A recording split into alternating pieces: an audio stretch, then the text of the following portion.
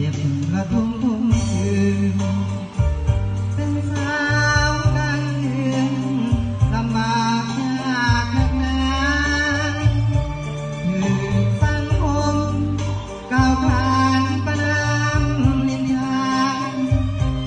เขาหาว่าผู้หญิงกลางคืนบ่ดีแต่ความจริงชีวิตมีความจำเป็นครอบครัวยากดูแลเลี้ยงออกสามคนค่าของที่เขาอยากมากแรงและทนจำต้องสู้พอจนเป็นคนผู้หญิงกลางคืนแย้มแจ่มใสบริการก็เพื่อแลกกับเงินก่อนจะได้มา